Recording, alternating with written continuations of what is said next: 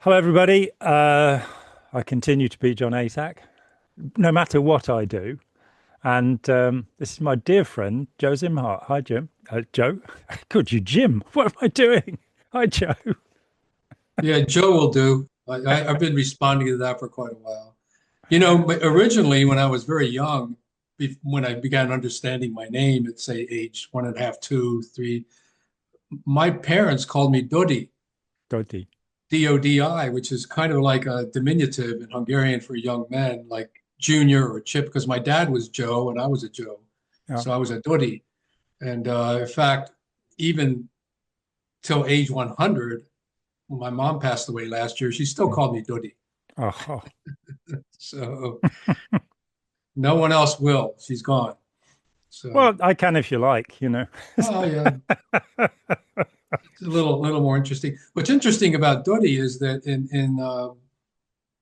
I think it's in the Semitic languages it switches. I think in Hebrew if they use that Dodi, it's a feminine form, Mm. and in the Arabic it's a masculine form. So it may have Dodi may have been influenced by the Turks at some point because they had some influence on Hungarian during the Arab occupation Mm. back, after the Quran swung toward conquering by the sword or conversion by the sword. Yeah. And Yeah. yeah, Got to the gates of Vienna. Um, yes.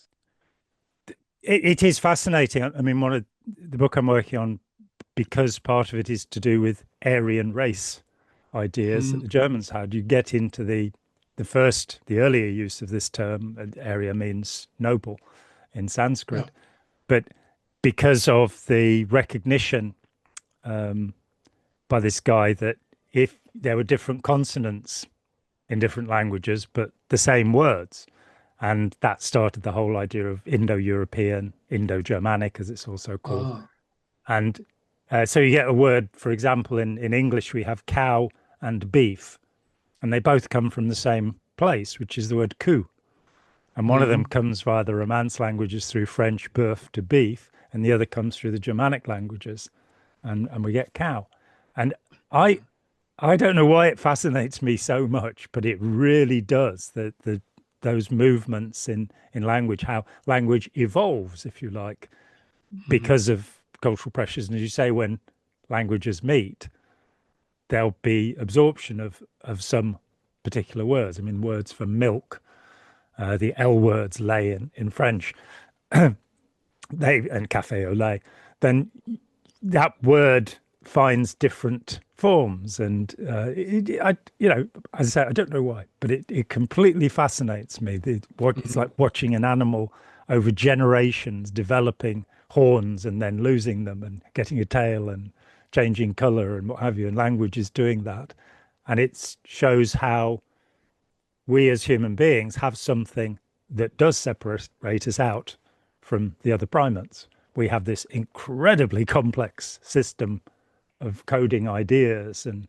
decoding them, which then becomes often very confused because a word comes to mean something different. So, for example, this weekend was a woman who was attacking Steve Hassan, saying she said the Deadheads aren't a cult, they're fans, and you're kind of going, well, it's this word cult again.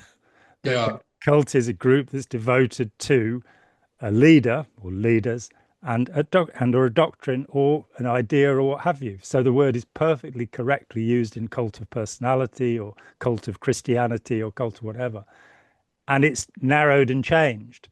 And if you don't know, that's pretty much the dictionary definition. If you don't know that definition, then you accept a popular definition. The other one that's weird in our field is the word brainwashing, but we probably better not get there because we'll spend an hour talking about that one and what it may or may not mean, Yeah. according to whoever. Yeah. It's either a literal translation or a mistranslation of see now, Yeah, and which started the whole mess off, and we're still stuck with the mess. yeah, yeah. Okay, we've gone there. It's it's Chinese. It originally It's, comes from the Confucian to wash the heart, which is yeah. because the heart is the organ of thought. In traditional Chinese, it is the cleansing of the mind, and the Mhm. purifying of the mind. And it was not intended to be negative, even by the people who created the program in But but 1949. but think about the metaphor. You could stretch it to Christianity and its roots with John the Baptist. The idea that this sacred water could wash your heart and mind and Wash your soul sins away. of all its sins. You Yeah. know, it's a form of brain or heart or washing. Hmm. So there's in other words, if we go back to our topic now of flow, which is what I'm going to Yes. introduce. Brilliant segue. Yeah, the flow of the river, you feel ecstasy, you feel cleansed, you're flowing with it, you're one with it, and you are renewed as a result of the experience. And so, is that good or bad? And that's the question I want to bring up. Is flow always good because it brings you, quote, joy, unquote? And what I'm going to bring up here, which isn't brought up very much in positive psychology since this was introduced in the 90s, and mostly by this book Flow by Mihai Csikszentmihalyi. We could go into that if you want to. Csikszentmihalyi, what a great But by name. the way, I have a link with a wonderful lecture, a TED lecture by him that goes back to 1995 about what this is from his point of view. So we can link that onto this talk. Yeah, we will do. So I did a short video on this because someone asked me to over a year ago, just a week. And I got thinking about it because I looked at it in the positive sense. You know, this is what flow is. It's kind of like a typical example is someone wants to play guitar and they're fumbling around with the instrument, learning scales, taking lessons, and then they want to get into jazz and blues, which is a lot more culturally bound and intricate in terms of jazz. And they're failing and they're trying and they're imitating, and it goes on until they're 15 and a half, 16 years old. They try to join a band, and band won't take them because they're too whatever. And then suddenly one day they have a breakthrough, and the scales and the notes are just kind of flying, and they really feel like they're one with the instrument. And they go audition again, and guess what? They get hired because now they're loose, they're free. But freedom, according to Csikszentmihalyi, is not a state of mind, which is a mistake that spiritual people think it is. Like you can get into a state of mind and get into the flow of life. That's not what it is. Flow is it has a lot of, from 4 to 9 different qualities. And part of it is a lot of hard work and practice, engagement with the body, mind, whatever, into the task at hand. And just because you learn to flow at something, like let's say you're a yogi that can hold his breath for 90 minutes in a vacuum chamber and live, that doesn't mean you know how to set up a good shopping list for the grocery store for the commune. Yeah. You might be crippled when it comes to practical matters, but you can hold your breath for 90 minutes, or whatever. Which could be very useful if you had to hold your breath for Right. 90. So, being in the flow, you could be a plumber and being in the flow. You know your tools, you know your task, you get in, you're in and out of the job in 2 hours when somebody else messed it up after 10 hours of effort. That's what flow is. And you feel happy. You've pleased your customer, the customer's happy, their water's flowing again. and and you get paid and you even get tipped, because they're so happy that you solved the problem someone else ruined. But that's flow. Now, the other thing I want to look at here is it possible to get into flow if you're designing a gas chamber to kill 50,000 people a day? Is that, in other words, there's a science behind it, there's a technology behind it, there's a dissociation from ethics behind it. You're just there to do the job. And when it's done, when you arrange the train times to come in and how to get the clothes off the people and examine them and how to trick them into going into these showers and all of that goes on, it all goes very smoothly, and the people in charge are happy because they're doing a good job, right? They're in the flow. And so flow doesn't necessarily mean you're good, ethically speaking.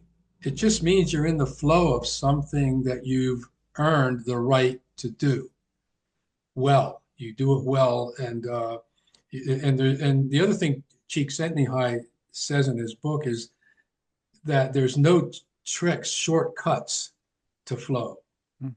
So, and this is what mystics or pseudo mystics tend to want to give us through workshops, breathing techniques, mantras, positive thinking, the shortcut to prosperity Mm. or the shortcut to knowledge. To There isn't any. enlightenment.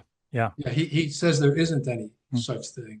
And we're not, and the brain or the mind isn't evolved anywhere near that type of power. Like, for instance, we can't use our mind power to bend a spoon.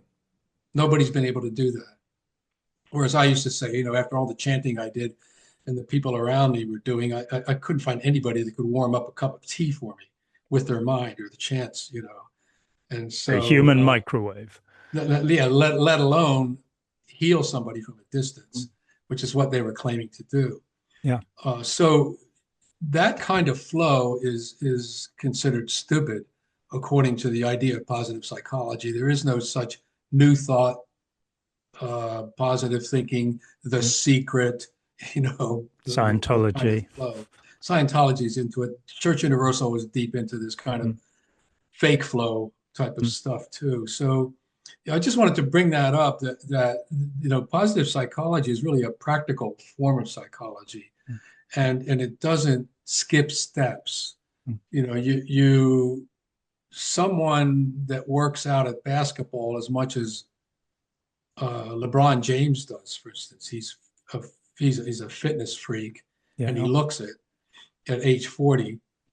He's probably the best all-around basketball player that's ever lived, Mm. and he still performs at a high level. He still gets in the flow, so to speak. This guy came with a lot of natural talent even through high school, but he also cultivated it to cultivate this possibility of flow in his game, so to speak. So that's a rare individual. Um, but even if you can do 15% of what he's going to do, you're going to enjoy the game of basketball better, because you might have limited skill, talent, body size, or whatever that Mm. limits you as far as basketball, but you can still enjoy the game, get in the flow of it, even if you're making 2 out of 10 shots. That can make you happy, Yeah. as opposed to making no shots at all. It doesn't mean you're going to make a team, but you can still be happy at the game. And that's more or less what he's talking about. There's limits to our capacity. It's kind of like Jesus with the talents, in his parable of the talents. Some people were given 1 talent, some people 5, some 10, some 20, some a million, like Mm. Mozart. So not everybody gets the same dose when they genetic load, in terms of ability and potential when they're born. Mm. So And if you don't have the right nurturing environment, then the talent you have may not develop. There's a very interesting story, Judith Rich yeah. Harris, in No Two Alike. I love her books. There were Mhm. such breakthroughs in the 90s in questioning all sorts of totems of psychology. And she has a story about identical twins separated very early on in childhood. And one of them becomes a concert pianist and the other one doesn't. And the interesting point is that the one who doesn't grew up in a house with a piano teacher as a mother. Oh, And you kind of go, oh, there's an interesting idea of nurture, that the one who had access to it did not develop the skills. And of course, genetically, she would be identical to her sister. hmm So, yeah. And it makes me think about Chang Tzu's story of the butcher who never has to sharpen his knife because, he kind of says, well, when I started being a butcher, I had to sharpen my knife every day. And then it was once a week. And then, over the years, you come to a point with any skill, if you actually do become skillful, that he's saying that he knows exactly where to put the blade so that it uh, won't rub up against the bone, that it won't. And I yeah. think that, and again, that fits with the idea that you can't go to a weekend seminar with somebody and come away with anything other than the sense of deluded sense of your own importance. That seems to be something that works. You also can come away feeling like you failed because the technique didn't work and you didn't put enough effort into it, and then you go back and pay some more to try it again, and it still doesn't that's work, amazingly doesn't enough. work. And in fact, it doesn't usually work for the leader either. No, it doesn't ever seem to work for the leaders. Doesn't ever seem to work for the leaders. Yeah. No. Yeah. What's interesting about going back to this idea of genetics and flow, I played basketball with two guys. They were, again, Hungarians, interestingly enough. Their last name was Hegedus, Donnie and Ronnie Hegedus. Hegedus in Hungarian means violinist. So they were born with the name of violinist. They didn't play violin, but they did play basketball. They were both about 6 feet tall. One was right-handed, the other one was left-handed. And they had relatively equal skills on the basketball court.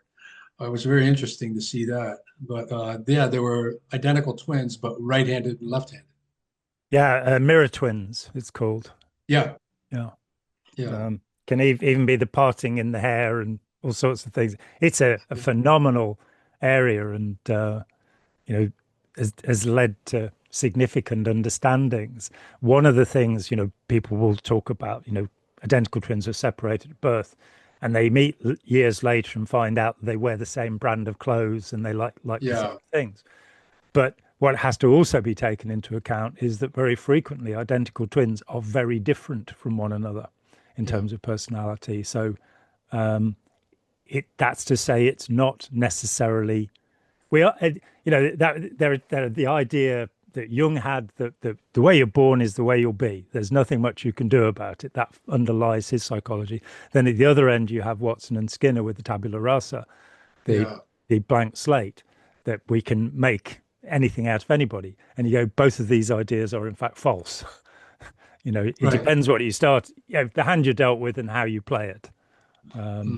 But we do see people of enormous talent who are not rewarded. For example, Gustav Mahler the symphonies of Mahler are now the most played symphonies in the world.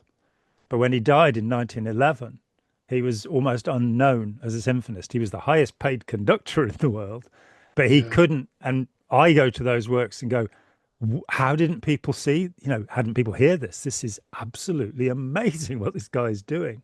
And he influences everybody who comes later.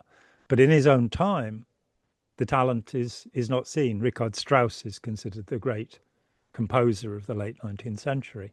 And Mahler would end up conducting Strauss pieces, for a large amount of money. He was the highest paid conductor in the world, as I say. But nonetheless, that there's something, also the context, there's what you're born with, how that develops, and nurturing may happen.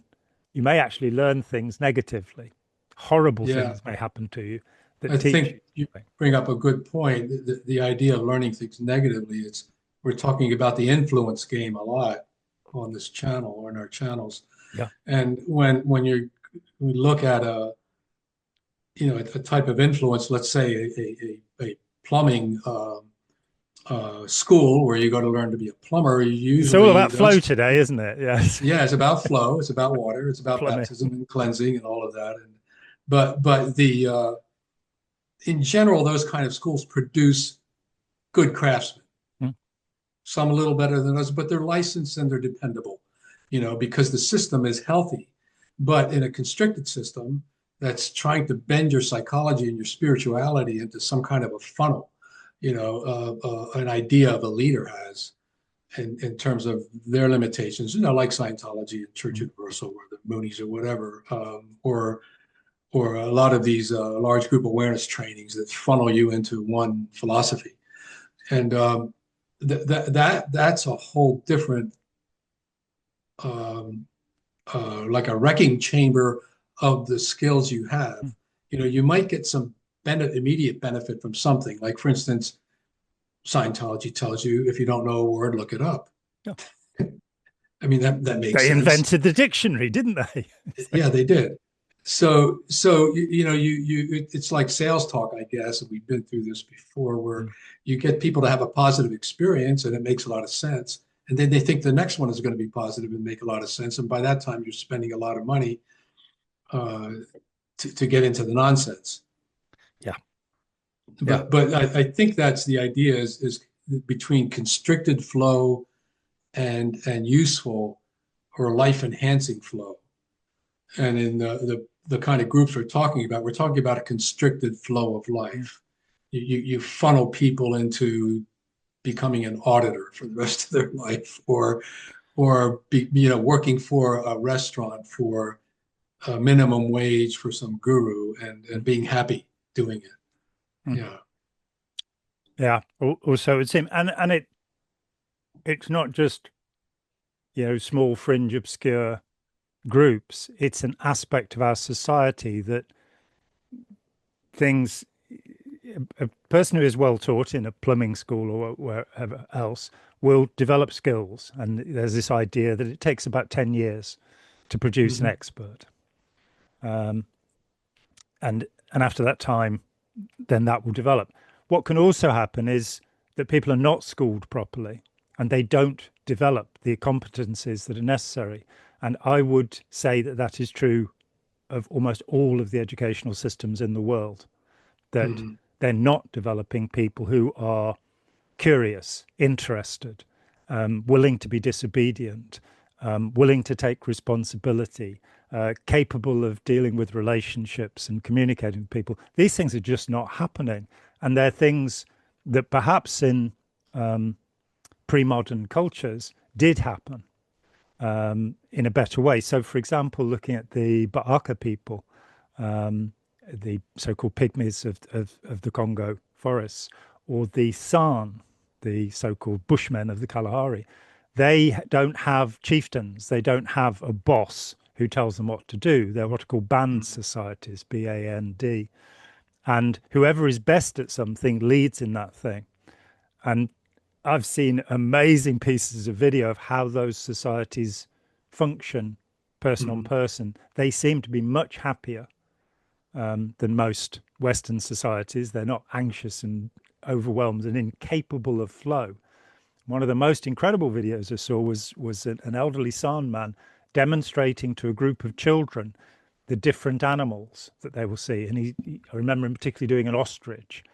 And the look on the kids' faces, I've never seen that in a Western schoolroom. All the kids are Hmm. completely fascinated and compelled by what's happening. And he is demonstrating flow. He's showing, Yeah. I've watched these animals.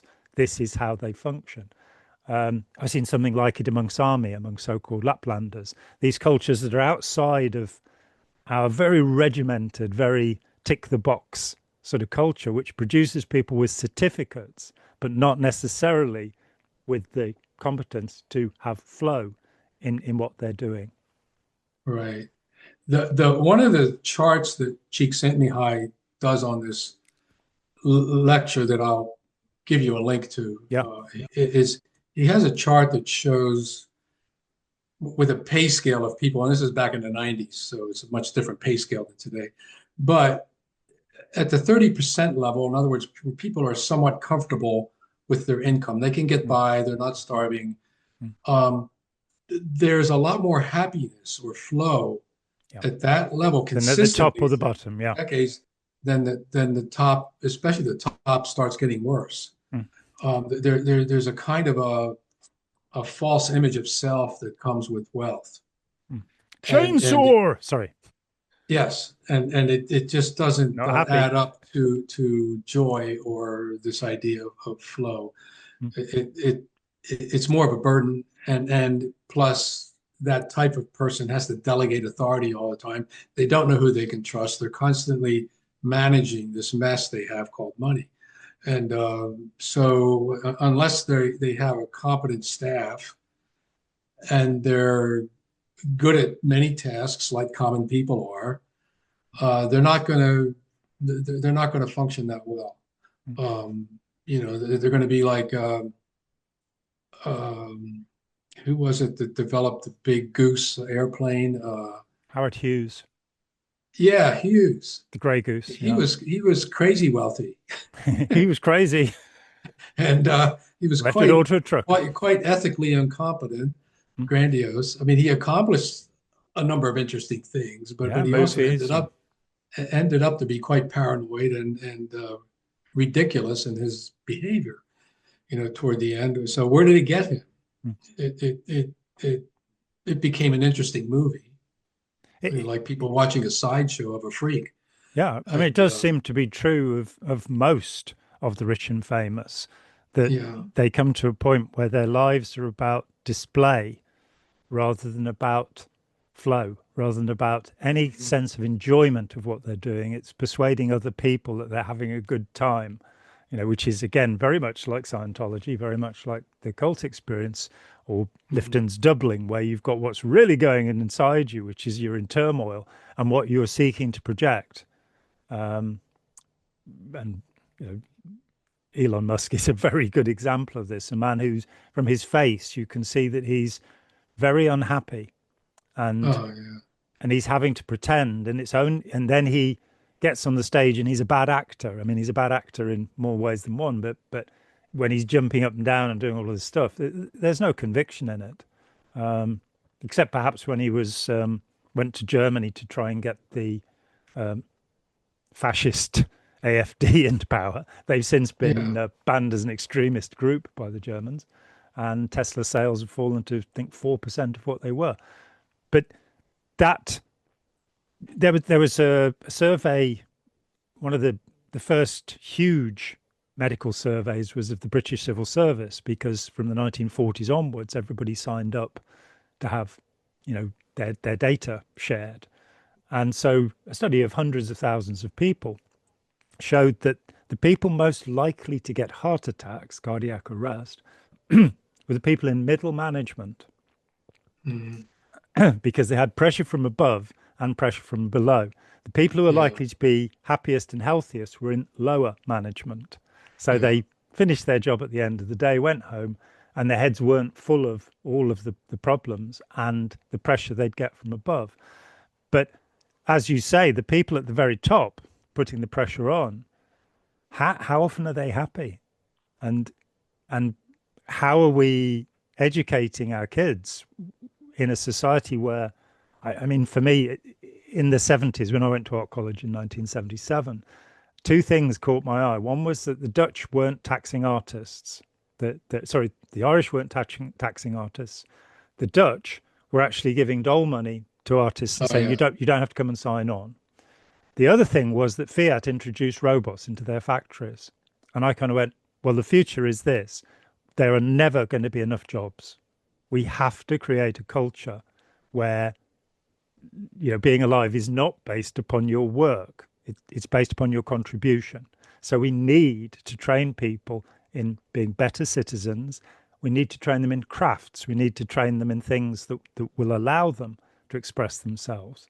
Though, crochet is now, of course, done by computers solely.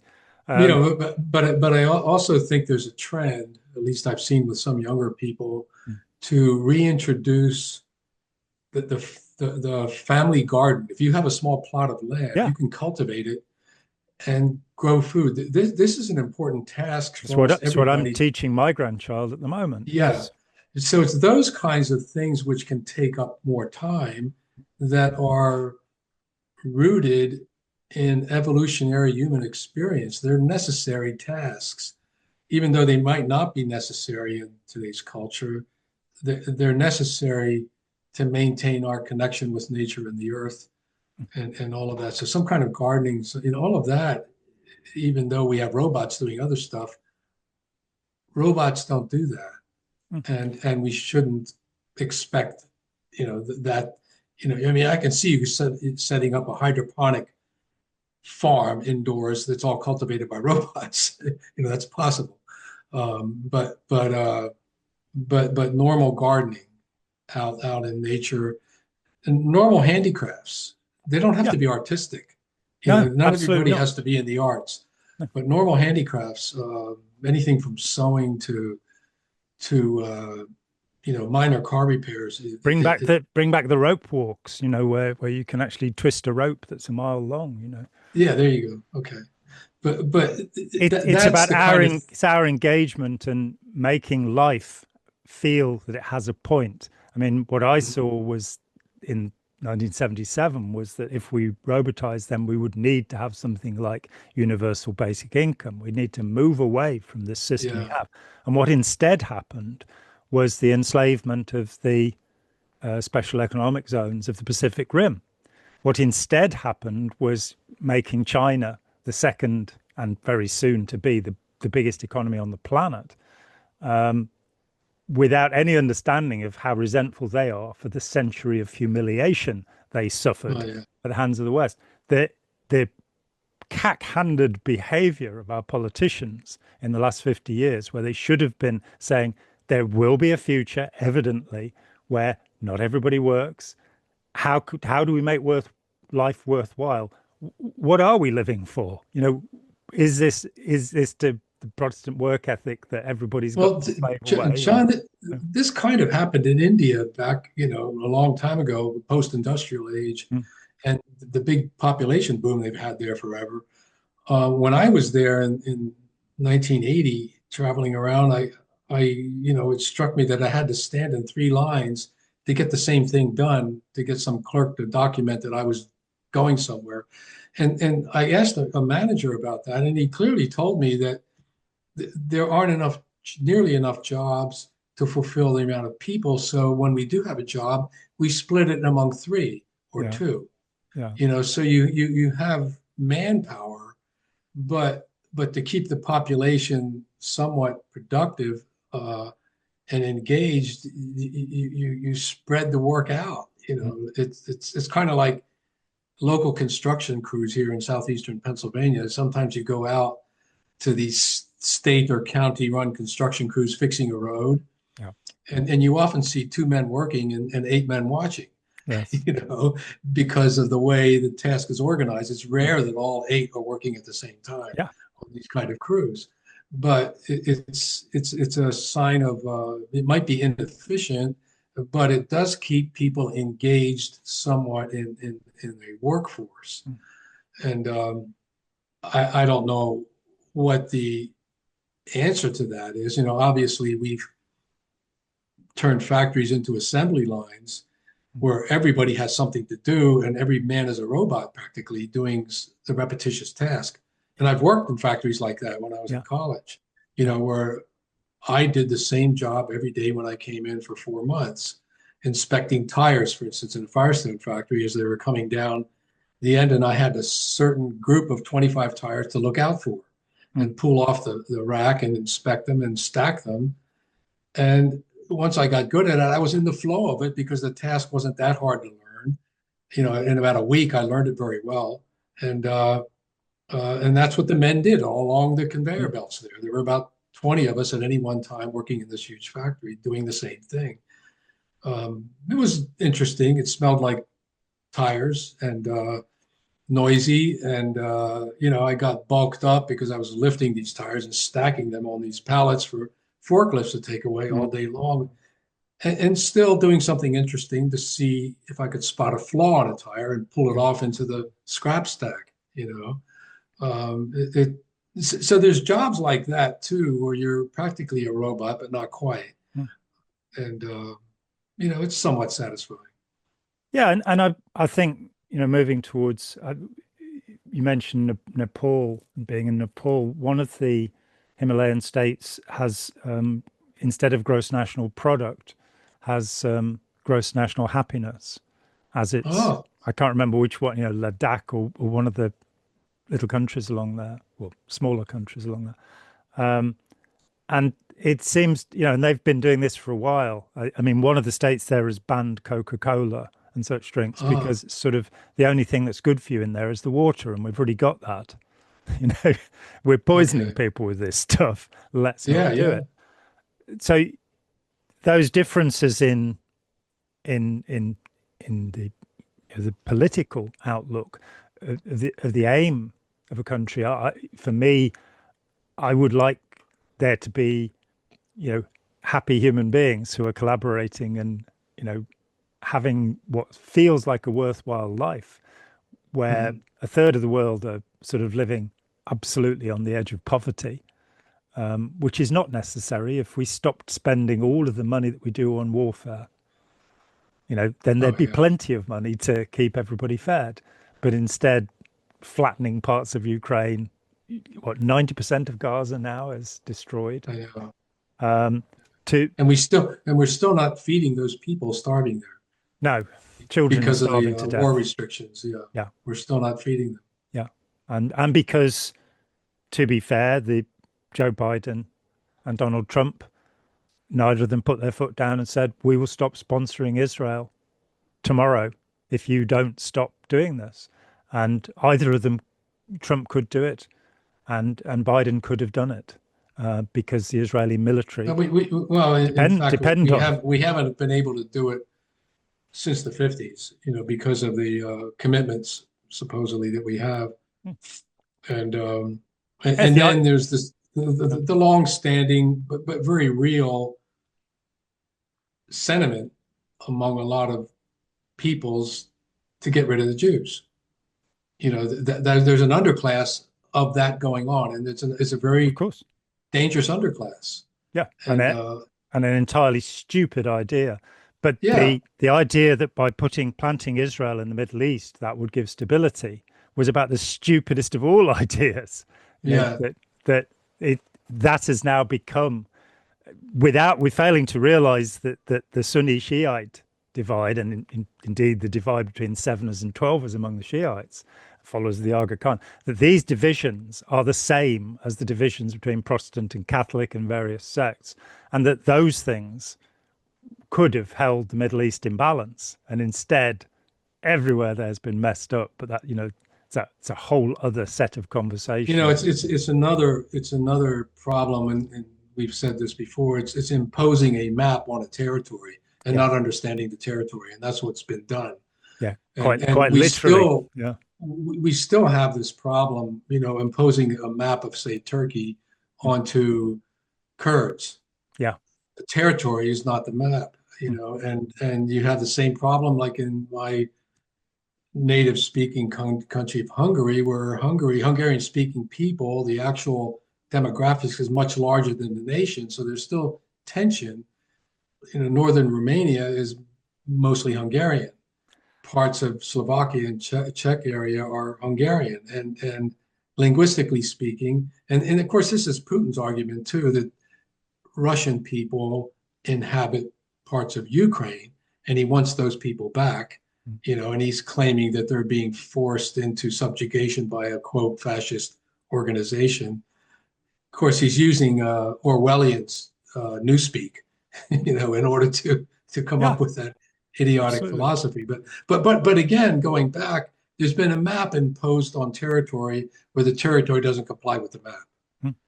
And and and and it it leads and and it it continues to lead to tension, whether you like it or not. mm. Yeah, and it's a very modern thing. The Yeah. imaginary communities. I think his name is Benedict Anderson, who wrote this brilliant work saying, actually, you imagine you're part of this nation, which is, of course, an imaginary construction, and where up until the 18th century, or say the Commonwealth in the 1640s in England, up until that time, you have the king and you're all his slaves. Yeah. Feudalism functions this way, and the whole Aryan race thing comes out of a Frenchman called Gobineau, who believed he was a Viking Frenchman Mhm. and that they were the noble blood, the blue blood. And the truth is that he was terrified that he had black ancestry, because the Uh, French nobility would often adopt the children of the slaves they'd raped. The yes. composer Saint Georges is the most famous of them. Incredible, brilliant man, whose mum was a slave and whose dad was a count.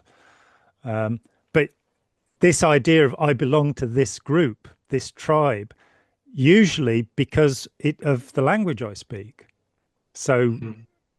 you can reverse, the ideas that of the Second World War, the idea of the Sudetenland being given to Germany. And you're going, yes, but the people there were German speakers who wanted to be part of Germany.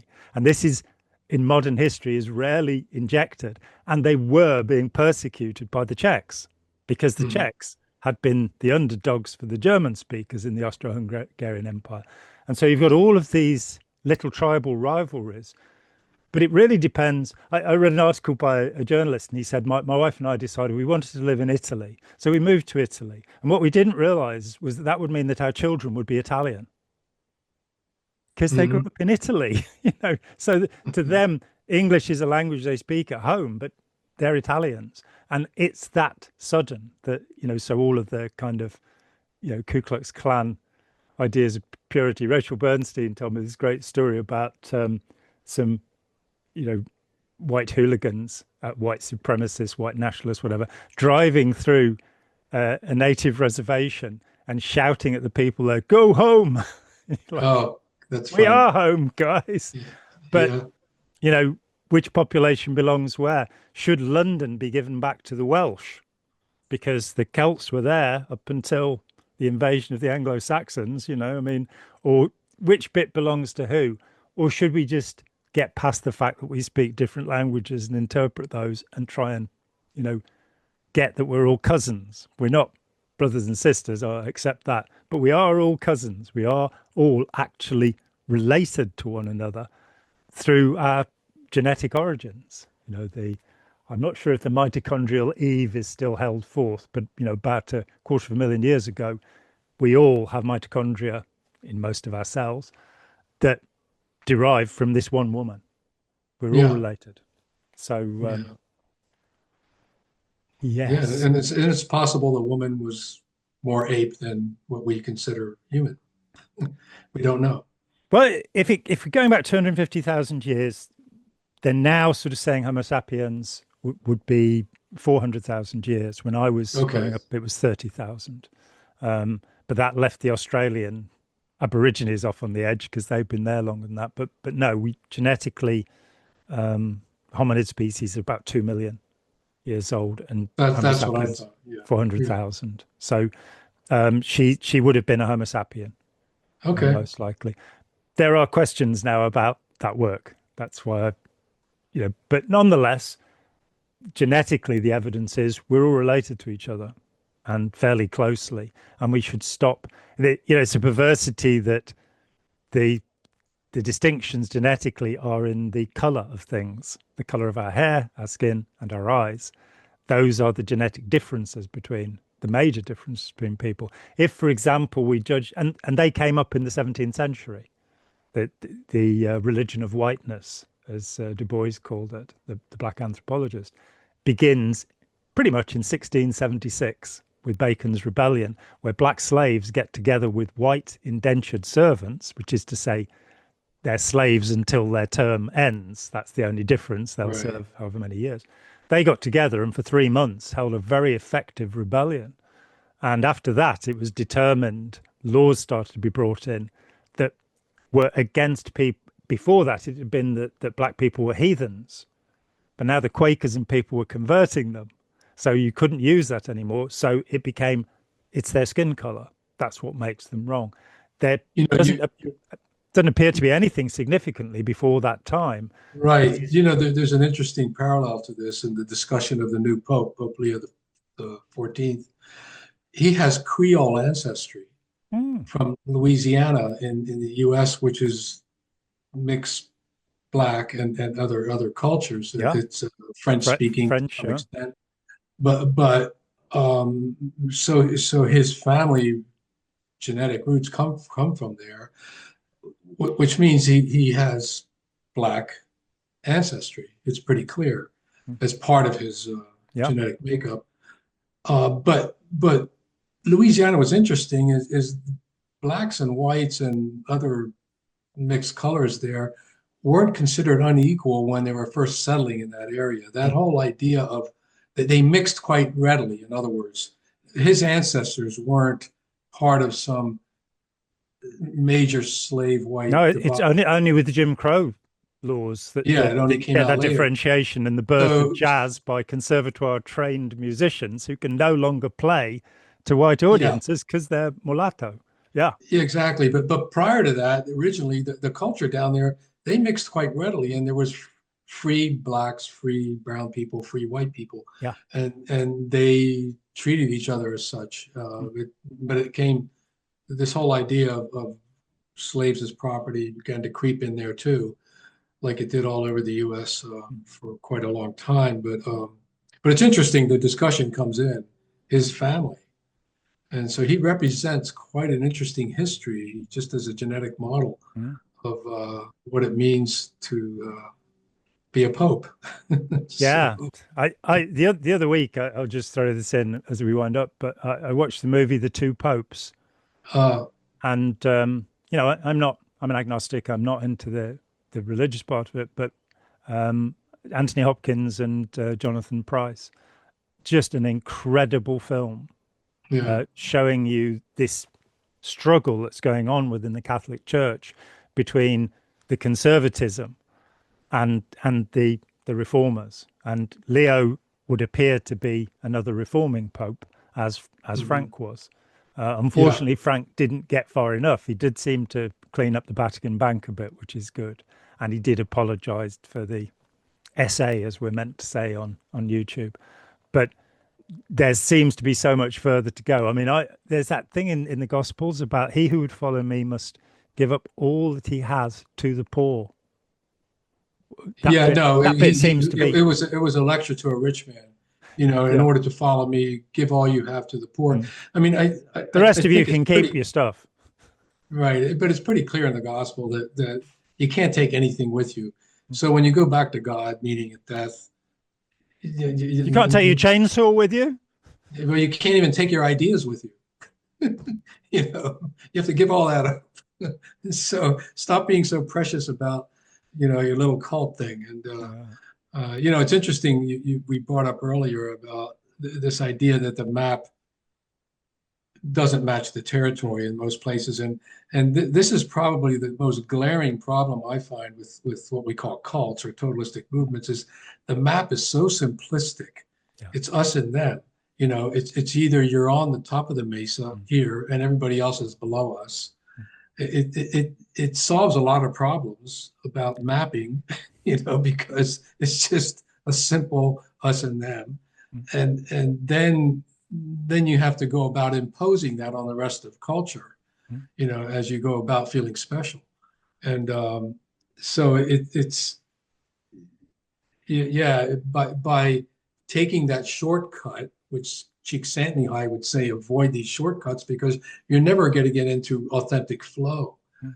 You might get into inauthentic flow, which is unethical, like they do in Scientology and Church Mm. Universal and these kind of groups, which are very constricted types of flow. And it's flow in a state of mind, which isn't flow at all. Mm. It's imaginary. It doesn't apply to the real world. Yeah. So it's not what positive psychology means by flow, Mm. to be in that kind of continuous response to a cult ideology. Mm. That is not flow.